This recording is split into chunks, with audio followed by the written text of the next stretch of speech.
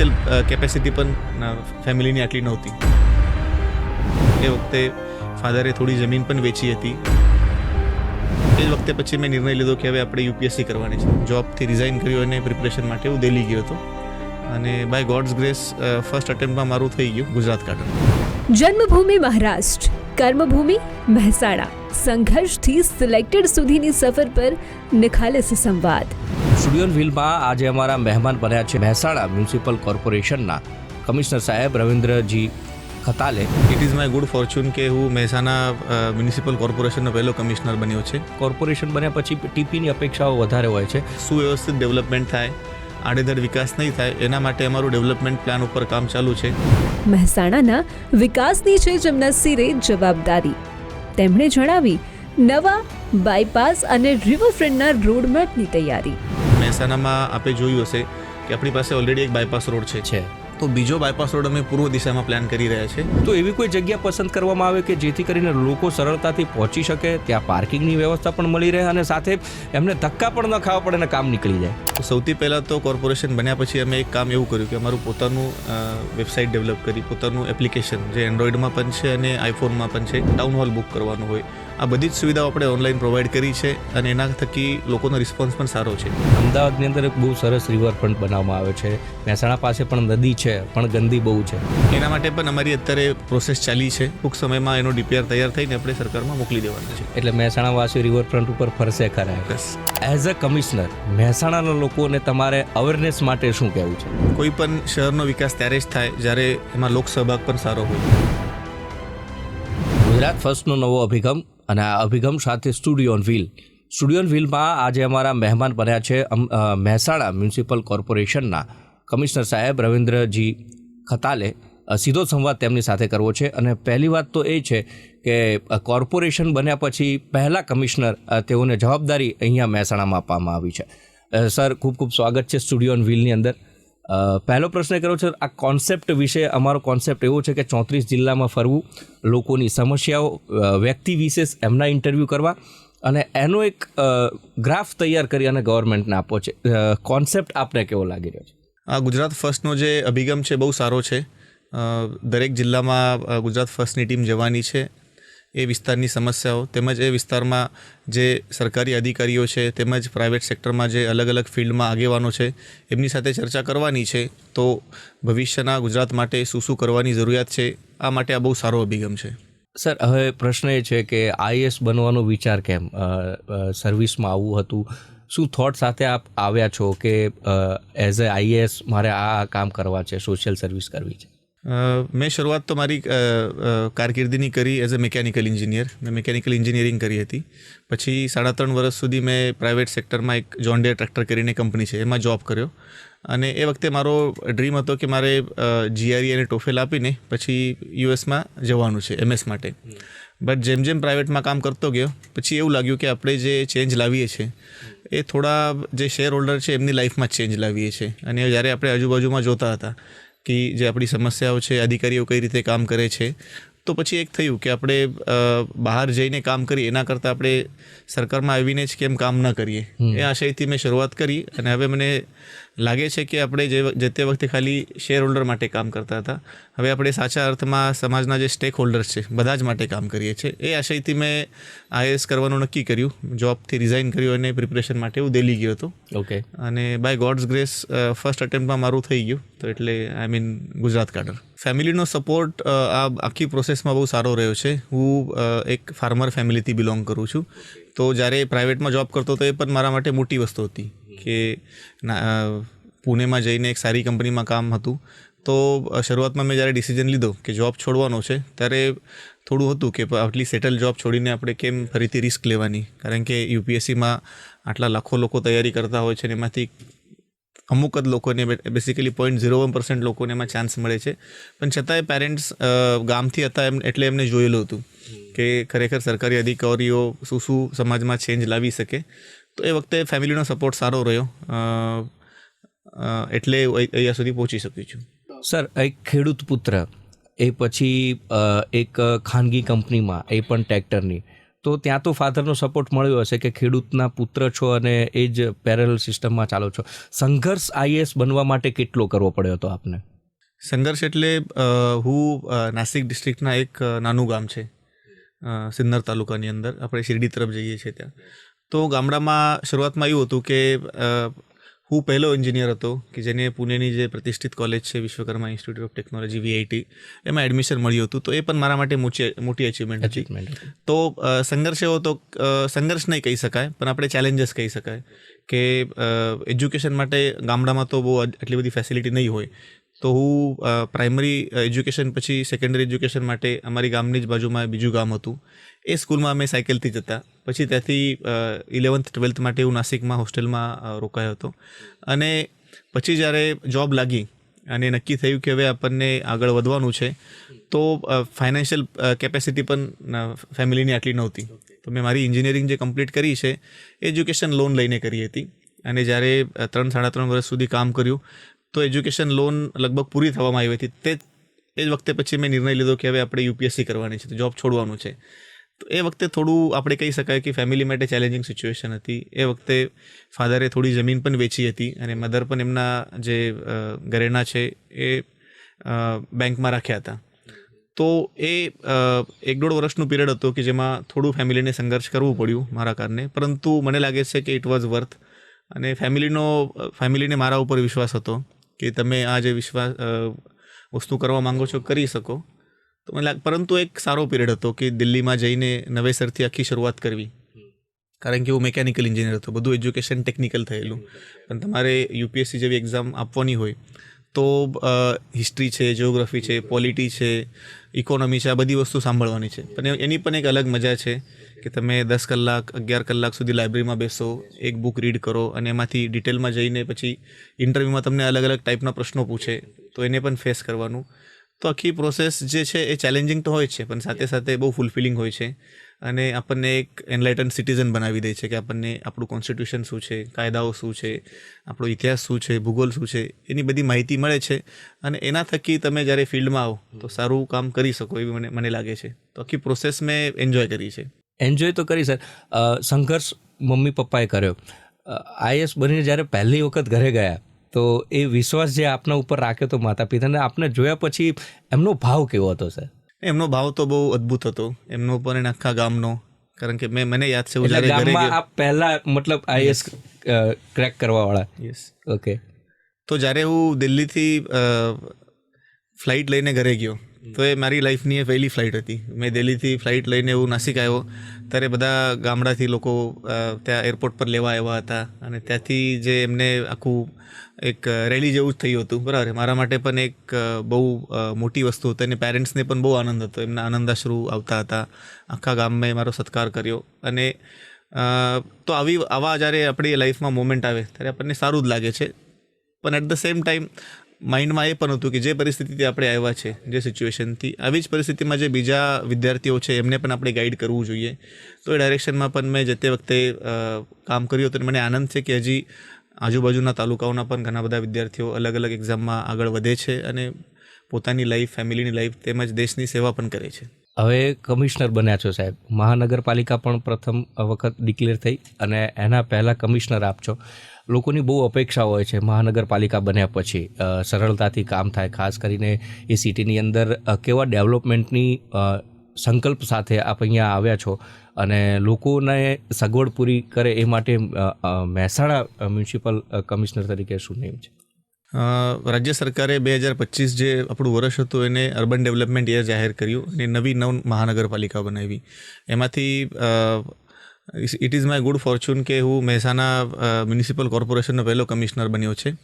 જેમ આપે પૂછ્યું, કોઈ પણ કોર્પોરેશન અથવા મહાનગરપાલિકા બને છે તો એક શહેરનું ટ્રાન્ઝિશન થાય છે નગરથી લઈને મહાનગર સુધી. તો મારું તો માનવું એવું છે કે કોઈ પણ મહાનગર હોય એમાં આપણે લોકોને ઇઝ ઓફ લિવિંગ પછી ક્વોલિટી લાઈફ આપવી જોઈએ. એના માટે જ અમે પ્રયત્ન કરીએ છીએ. ધારો કે જે તે વખતે નગરપાલિકા હોય તો નગરપાલિકાની કન્સેપ્ટ હોય છે નળ, ગટર અને રસ્તા. એનાથી લઈને મહાનગર જ્યારે બને ત્યારે લોકો માટે આપણી પાસે સોશિયલ ઇન્ટરેક્શન માટેના શું વસ્તુઓ છે, આપણા રસ્તાઓ પેડેસ્ટ્રિયન ફ્રેન્ડલી છે કે કેમ. ધારો કે આપણે યુરોપમાં ફરવા જઈએ છીએ, કોઈ પણ સારી સિટીમાં, લંડન હોય અથવા આપણે અમદાવાદમાં પણ જઈએ સીજી રોડ પર, તો એ ટાઈપની ફેસિલિટીઝ આપણે મહેસાણામાં છે કે કેમ, એનાથી અમે શરૂઆત કરી. કોઈ માણસને ઓફિસ આવર્સ પછી રાત્રે ચાલવાની ઈચ્છા થાય તો આપણા રોડ્સ, ફૂટપાથ એવા છે કે કેમ, એ વિષયથી અમે શરૂઆત કરી. અને પછી દરેક ફિલ્ડમાં અમે આ ટાઈપનું એક લાંબા ગાળાનું પ્લાનિંગ કર્યું છે. આપે જોયું હશે, આપણો એક રાધનપુર રોડ છે, એમાં મોટા પાયે અલગ અલગ જગ્યા ઉપરના દબાણો હતા. તો આપણે લગભગ 500 જેટલા દબાણો હટાવીને ત્યાં એક આઇકોનિક રોડની આપણી કામગીરી ચાલી રહી છે. તો આઇકોનિક રોડ એટલે પેડેસ્ટ્રિયન ફ્રેન્ડલી ડસ્ટ ફ્રી રોડ હોતા હોઈએ છીએ, કે જેમાં આપણે ડેડિકેટેડ પેરેલલ પાર્કિંગ આપીએ છીએ રોડ સાઈડ. પછી એક મલ્ટી યુટિલિટી ઝોન હોય છે વચ્ચે, જેના નીચેથી આપણે બધી જ જે યુટિલિટીની લાઈનો છે, ધારો કે ગટર લાઇન છે, ડ્રેનેજ લાઇન છે, પાણીની લાઇન છે, પછી આપણા ઇલેક્ટ્રિસિટીની HT અને LT લાઈનો પણ આપણી અંડરગ્રાઉન્ડ થઈ જાય છે, અને જે ફાઇબર કેબલની લાઈનો છે. તો આ રોડનું ડિઝાઇન એ ટાઈપનું હોય છે કે એક વખત તમે આ બધી લાઈનો અંદર મૂકી દીધી અને દરેક 25 મીટરે 50 મીટરે આપણે ચેમ્બર આપીએ છીએ. કોઈને પણ કનેક્શન લેવાનું હોય તો ત્યાંથી જ કનેક્શન લઈ શકે. અને ફૂટપાથ જે છે એ એક્સેસ કંટ્રોલ્ડ હોય છે, એટલે ફૂટપાથ ઉપર કોઈ પણ 2 વ્હીલર હોય કે 4 વ્હીલર હોય ચડાવી નહીં શકે. આપણે બોલાડ એ રીતે પ્લેસ કરીએ છીએ. તો આ કન્સેપ્ટથી અમે રોડ બનાવીએ છીએ. અને આવા આપણે મહેસાણા શહેરમાં લગભગ 16 કિલોમીટર, એટલે બંને સાઈડ આપણે પકડીએ તો 32 કિલોમીટરનું આપણું નેટવર્ક ઊભું થઈ રહ્યું છે. અને મને આશા છે કે મહેસાણા એક ભારતનું પણ એક એ ટાઈપનું શહેર બનશે કે જે પેડેસ્ટ્રિયન ફ્રેન્ડલી છે, જેમાં ઓફિસ આવર્સ પછી રાત્રે ડિનર પછી અથવા અર્લી મોર્નિંગમાં લોકોને ચાલવાનું હોય તો લોકો સળંગ ચાલી શકે. એ ટાઈપનો આપણે એક આઇકોનિક રોડથી શરૂઆત કરી છે. બીજું એક સર, અમદાવાદની અંદર એક બહુ સરસ રિવરફ્રન્ટ બનાવવામાં આવે છે. મહેસાણા પાસે પણ નદી છે, પણ ગંદી બહુ છે. એની સાફ સફાઈ અને એ સારું વોકવે અથવા તો ડેવલપમેન્ટ એવું થાય કે રિવરફ્રન્ટના પેરેરલ આવે, એવું કોઈ રોડ મેપ તૈયાર કર્યો છે? એના માટે પણ અમારી અત્યારે પ્રોસેસ ચાલી રહી છે. બેસિકલી અત્યારે ખારી રિવરની કન્ડિશન જોશો તો ખારી રિવરમાં આપણને પહેલાં તો એને પુનર્જીવિત કરવી પડે. એમાં જે આપણું ડ્રેનેજનું પાણી જાય છે અથવા અનટ્રીટેડ વોટર જાય છે, એના માટે અમારું અત્યારે પ્લાનિંગ ચાલુ છે. એ લાઈનો બાયપાસ થઈ જાય. આપણે એની પેરેલલી માઇક્રો STP પણ પ્લાન કર્યા છે. અને હવે અમારો નવો જે ડેવલપમેન્ટ પ્લાન અને TP સ્કીમો બનશે, એમાં અમે એ રીતે પ્લાનિંગ કર્યું છે કે રિવરની બંને સાઈડમાં આપણને સારા એવા રસ્તા મળે FP થ્રુ. અને જે આપણે રિવરનું જે DPR બનાવી રહ્યા છે એમાં પાણીને શુદ્ધ કઈ રીતે કરવાનું, એક માઇક્રો STPથી લઈને પછી હાઇડ્રોલોજિકલ સ્ટડી પણ અમારું ચાલુ છે. અને ખાતરી છે કે ભવિષ્યમાં આપણે નેચરલ વેમાં એક સારો એવો રિવરફ્રન્ટ ડેવલપ કરી શકાય. ટૂંક સમયમાં એનો DPR તૈયાર થઈને આપણે સરકારમાં મોકલી દેવો. એટલે મહેસાણાવાસીઓ રિવરફ્રન્ટ ઉપર ફરશે ખરા? ચોક્કસ. સાથે સાથે સાહેબ, પરા વિસ્તાર જે છે, ઓડવાડા છે, તોરણ માતાવાળી ચોક છે, બહુ કન્જેસ્ટેડ એરિયા છે. ક્યાંક દબાણ પણ એટલું દેખાય છે. અને અત્યારે ગુજરાતની અંદર અલગ અલગ જિલ્લાઓમાં, અલગ અલગ શહેરોમાં સરકાર પણ એ પોઝિટિવલી લઈ અને જે પણ ગેરકાયદેસર બાંધકામ છે એ દૂર કરી રહ્યું છે. તો મહેસાણાની અંદર જે પરા વિસ્તારને જૂનું ઓલ્ડ એટલે કે જે સિટી છે એના રોડ રસ્તા પહોળા કરવા અથવા તો ત્યાં ટ્રાફિકની સમસ્યા, કન્ઝપ્શન ઓછું થાય એવો કોઈ રોડ મેપ? એના માટે પણ અમારું અત્યારે પ્લાનિંગ ચાલુ છે. ખાસ કરીને કોઈ પણ શહેરનો જે જૂનો વિસ્તાર હોય છે ત્યાં 2 મોટી સમસ્યા હોય છે. એક તો એ માર્કેટ એરિયા હોય છે, એટલે ત્યાં વેન્ડિંગ વધારે પ્રમાણમાં થાય. એટલે જે આપણા લારી ગલ્લાવાળા હોય છે તો એમનું ત્યાં મોટા પ્રમાણમાં આમનું બિઝનેસ ચાલતો હોય. અને સાથે સાથે મેઇન માર્કેટ એરિયા છે એટલે પાર્કિંગની પણ સમસ્યા ઊભી થતી હોય છે. આ બંને પ્રશ્નોને ઉકેલ લાવવા માટે અત્યારે કોર્પોરેશન પોતાનું એક વેન્ડિંગ અને પાર્કિંગ પોલિસી બનાવી રહી છે. અમે આઈડેન્ટિફાય કરીએ છીએ કે કઈ સંસ્થાઓ એવી છે જેના કારણે સ્પીલ ઓવર થાય છે.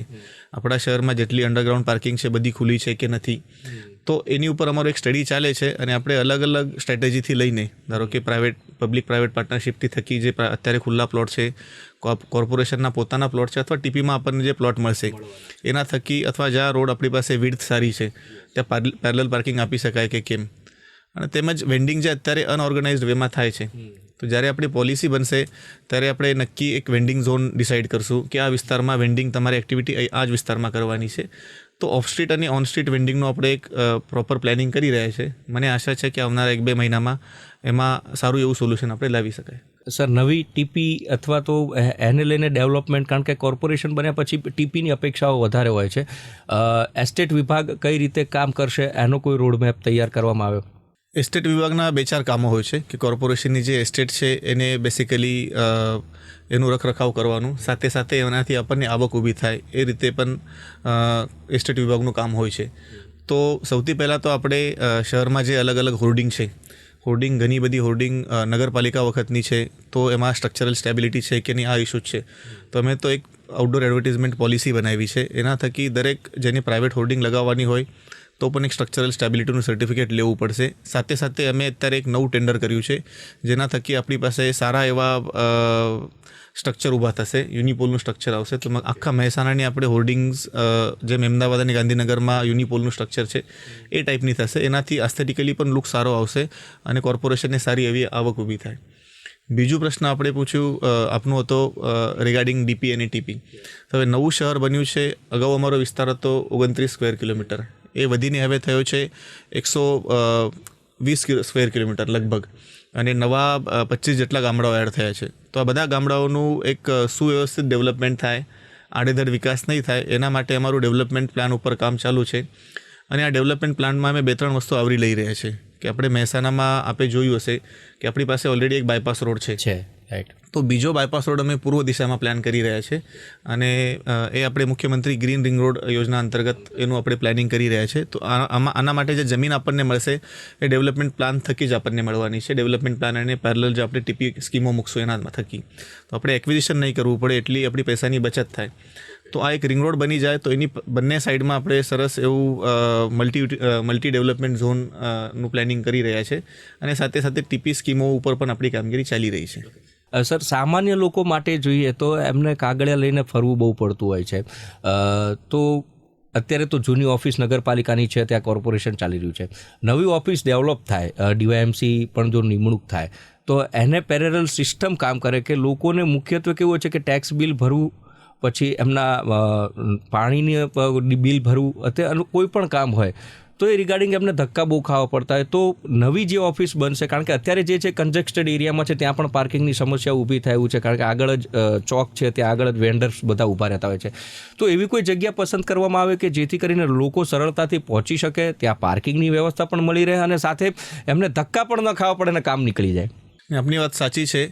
આપે પણ જોયું હશે અથવા આપણા રોજબરોજની લાઈફમાં આપણે જોઈએ છીએ. અગાઉ આપણને કોઈ પણ ટિકિટ લેવાનું હોય, ટ્રેન ટિકિટ લેવાનું હોય તો આપણે રેલવે સ્ટેશન જતા હતા, પણ હવે દરેક વસ્તુ મોબાઈલમાં આવી ગઈ છે. તો સૌથી પહેલાં તો કોર્પોરેશન બન્યા પછી અમે એક કામ એવું કર્યું કે અમારું પોતાનું વેબસાઇટ ડેવલપ કરી, પોતાનું એપ્લિકેશન જે એન્ડ્રોઈડમાં પણ છે અને આઈફોનમાં પણ છે એ ડેવલપ કર્યું. હવે એના થકી દરેક શહેરનો નાગરિક છે એમને કોઈ પણ સુવિધાનો લાભ લેવાનો છે, ટેક્સ ભરવાનું હોય, લાઇટ બિલ ભરવાનું હોય, પ્રોપર્ટી ટેક્સ હોય કે બીજી કોઈ એમની સુવિધાનો લાભ લેવાનો હોય, ધારો કે આપણા ટાઉન હોલ બુક કરવાનો હોય, આ બધી જ સુવિધાઓ આપણે ઓનલાઈન પ્રોવાઈડ કરી છે, અને એના થકી લોકોનો રિસ્પોન્સ પણ સારો છે. સાથે સાથે આપણે એક વોટ્સએપ ચેટબોટ પણ ડેવલપ કર્યું છે. કોઈને પણ તકલીફ હોય, સફાઈની તકલીફ હોય, ગટર ઉભરાવાની તકલીફ હોય, તો લોકો ફોટો પાડીને એના લોકેશન સાથે અમને મોકલાવે, તો આપણે એમાં એક એસ્કેલેશન મેટ્રિક્સ બનાવ્યું છે કે આટલા કલાકમાં જે છોડી છે એના થકી સોલ્વ થવું જોઈએ, નહીં થાય તો તરત ડીવાયએમસી પાસે આવે, અને એમનાથી નહીં થાય તો કમિશનર પાસે આવે. તો એ રીતનું આપણે મિકેનિઝમ બનાવ્યું છે. એના લીધે જે લોકોને ઓફિસ આવીને લાઈનોમાં ઊભું રહેવાની જરૂર પડતી હતી, હવે ઓછી થઈ છે. એનો હજી અમે પ્રચાર પ્રસાર કરીએ છીએ, તો લોકો ઘર બેઠા જ આ બધી સુવિધાનો લાભ લે. સાથે સાથે ભવિષ્યમાં આપણે કોર્પોરેશન બની છે એટલે મેઇન ઓફિસ પણ બનશે, અને સાથે સાથે આપણે ઝોનલ ઓફિસીસ અને વોર્ડ ઓફિસીસ પણ બનાવશું. એની પણ કામગીરી અમારી અત્યારે ચાલે છે. સર, બધું વહીવટી કરતાઓ કામ કરશે, પણ સામે લોકોની પણ એટલી જ જવાબદારી અને જાગૃતિની જરૂર હોય છે. એઝ અ કમિશનર, મહેસાણાના લોકોને તમારે અવેરનેસ માટે શું કહેવું છે? આપની વાત સાચી છે. કોઈ પણ શહેરનો વિકાસ ત્યારે જ થાય જ્યારે એમાં લોક સહભાગ પણ સારો હોય. એઝ અ કોર્પોરેશન તરીકે આપણે સારા રસ્તાઓ બનાવી શકીએ, આપણે સ્વચ્છતા જાળવી શકીએ, આપણે સારી એવી વોલ પેઇન્ટિંગ કરીને એસ્થેટિકલી શહેરને બ્યુટિફુલ કરી શકીએ, પરંતુ સાથે સાથે લોકોનો પણ સહભાગ એમાં આટલો જ જરૂરી છે. આપણે જોઈએ, આપણે સારી એવી પેઇન્ટિંગ બનાવીએ છીએ, પણ લોકો પાન ખાઈને એની ઉપર પિચકારી મારે તો એ ખરાબ છે. પણ મને લાગે છે કે જેમ એક સિદ્ધાંત છે, ક્લીનલીનેસ એટ્રેક્ટ્સ ક્લીનલીનેસ. તમે સ્વચ્છતા લોકોને પૂરી પાડો તો લોકો એને સ્વચ્છ રાખે છે. તમારો પણ અનુભવ હશે, જ્યારે આપણે એરપોર્ટ પર જઈએ અથવા દિલ્હી મેટ્રોમાં અથવા અમદાવાદ મેટ્રોમાં બેસીએ, ત્યારે પછી આપણને કચરો ત્યાં નાખવાની અથવા પિચકારી મારવાની ઈચ્છા નહીં થાય. તો એઝ અ કોર્પોરેશન અમારો પ્રયત્ન એવો છે કે આપણા દરેક રસ્તાઓ ડસ્ટ ફ્રી બને, દરેક આપણી જગ્યાઓ છે જીવીપી મુક્ત શહેર બને. પછી આપણે લોકો પાસેથી અપેક્ષા રાખીએ છીએ, અને મારો વિશ્વાસ છે કે લોકોની અવેરનેસમાં પણ તરત ચેન્જ આવી જ જાય છે. જેમ કે અત્યારે કોર્પોરેશન તરફથી અમે એક સ્માર્ટ લાઇબ્રેરીનું આખું નેટવર્ક ઊભું કરી રહી છે કે જે વિદ્યાર્થીઓને ખાલી સ્પર્ધાત્મક પરીક્ષાઓની તૈયારી માટે ગાંધીનગર અથવા અમદાવાદ જવું પડે છે. તો એના માટે જ અમે લાઇબ્રેરીઓ કોર્પોરેશન અત્યારે 3 જેવી લાઇબ્રેરીઓ બનાવી છે, જેમાં આપણે એર કન્ડિશનર સિટિંગ આપી છે, દરેક વિદ્યાર્થી પોતાની લોકર આપ્યું છે, ચાર્જિંગ પોઈન્ટ્સ આપ્યા છે. સાથે સાથે આપણે જેટલી પણ આંગણવાડીઓ છે એને પણ આપણે સ્માર્ટ આંગણવાડીઓમાં ફેરવી રહ્યા છે. એની પાછળનો અભિગમ એવો છે કે જે પ્રાઇવેટ સંસ્થા હોય છે, કિડઝી હોય, રંગોલી હોય, એમાં જે ટાઈપનું એજ્યુકેશન મળે છે એના કરતાં પણ સારું એજ્યુકેશન આપણા કોર્પોરેશન વિસ્તારના બાળકોને મળે, ગરીબ બાળકોને મળે, એના માટે અમારો પ્રયત્ન છે. પણ જેમ આપે કીધું એમાં લોકોનું પણ સહયોગ આટલું જ જરૂરી છે. જે કંઈ સરકારી અને કોર્પોરેશનની મિલકતો છે એની જાળવણી બધા લોકોએ સાથે રહીને કરવી જોઈએ. સર, આવડો મોટો હવે વર્ગ એટલે મતલબ ક્ષેત્ર વધ્યું છે કોર્પોરેશન, સૌથી મોટો પ્રશ્ન ઊભો થાય ડમ્પિંગનો. ડમ્પિંગ યાર્ડ અમારે અમદાવાદમાં પીરાણા કચરાનો ઢગલો છે, એ અત્યારે તો ઘણો બધો ઓછો થઈ ગયો છે, લગભગ 60% ખાલી કર્યો છે. તો એ મહેસાણાની અંદર એવું ડમ્પિંગ યાર્ડ ઊભું ના થાય કે જેથી કરીને લોકોને અગવડ પડે અથવા તો એના પ્રદૂષણના કારણે આસપાસના લોકોમાં ક્યાંક આરોગ્યને લઈને ચિંતા ઊભી થાય. તો એના માટેનો કોઈ માસ્ટર પ્લાન બનાવવામાં આવે છે કે? ને એમાં અમારું પ્લાનિંગ ચાલુ છે અને ઘણા બધા કામો ઓલરેડી ઓનગોઈંગ છે. આપણે રિસેન્ટલી જ 1 જાન્યુઆરીએ જ્યારે માનનીય CM સાહેબ અહીંયા હતા ત્યારે આપણે એક ઇન્ટિગ્રેટેડ વેસ્ટ પ્રોસેસિંગ પ્લાન્ટનું આપણે લોકાર્પણ કર્યું છે. એમાં ડ્રાય વેસ્ટનું પ્રોસેસિંગ થશે, સાથે સાથે વેટ વેસ્ટનું પ્રોસેસિંગ થશે, બંનેનું સેગ્રિગેશન માટેના મશીનો છે. તેમજ એમાંથી જે પ્લાસ્ટિક આવે છે એ પ્લાસ્ટિકના પણ જે આપણે પેલેટ્સ બનાવીએ છીએ એનું પણ મશીનનું આપણે લોકાર્પણ થઈ ગયું છે. અને મહેસાણામાં જે અગાઉ લીગેસી વેસ્ટ હતી, લગભગ કોર્પોરેશન બની ત્યારે અમારી પાસે 1.5 લાખ મેટ્રિક ટન જેટલું લીગેસી વેસ્ટ હતું. હવે એને આપણે અત્યાર સુધી પ્રોસેસ કરી છે. હવે ખાલી અમારી પાસે 15,000 મેટ્રિક ટન જેટલું બચ્યું છે. એનું પણ અમારું ટાર્ગેટ છે કે ફેબ્રુઆરીના એન્ડ સુધી મહેસાણામાં લીગેસી વેસ્ટ 0 થઈ જશે. અને આપણું પ્રોસેસિંગ પ્લાન્ટ જે બન્યો છે એની કેપેસિટી 250 TPDની છે. અને અત્યારે મહેસાણામાં જે કચરો આવે છે લગભગ 160-170 TPD જેટલું આવે છે. તો પ્લાનિંગ એવું છે કે હવે ડેલી જે કચરો આવે એની ડેલી પ્રોસેસિંગ થાય, કોઈ ડમ્પ સાઇટ બને જ નહીં. સાથે સાથે આપણું એક કોમ્પ્રેસ્ડ બાયોગેસ એટલે CBG પ્લાન્ટની પણ કામગીરી ચાલી રહી છે. એ પણ ફેબ્રુઆરી એન્ડ સુધી એનું આપણે લોકાર્પણ કરશું. અને એના થકી જે પણ આપણા હોટેલમાંથી જે વેટ વેસ્ટ આવે છે અથવા APMC છે, અલગ અલગ ઘરોથી પણ જે એઠવાડ બાકી રહે છે એના માટે પણ આપણે અલગથી પ્રોસેસિંગ કરીને એના થકી આપણે બાયોગેસ બનાવશું અને એ સાબરમતી ગેસમાં આપણે કનેક્શન આપી દેવાના છે. તો વેટ વેસ્ટ, ડ્રાય વેસ્ટ અને સાથે સાથે અમે એક નવું ટેન્ડર કરવા જઈ રહ્યા છે કે આપણું જે CND વેસ્ટ બને છે શહેરોમાં, જે મકાનો નવા બનતા હોય, તો એનું પણ અમે PPP મોડ પર એક ટૂંક સમયમાં ટેન્ડર કરવાના છે. તો એનું પણ આપણે ધ્યાન રાખશું. છેલ્લો question, as a first commissioner, લોકોને યાદ રહી જાય કે રવિન્દ્ર ખટાલે સર હતા, એમણે આ કરીને ગયા, બીજા નથી કરી શકવાના.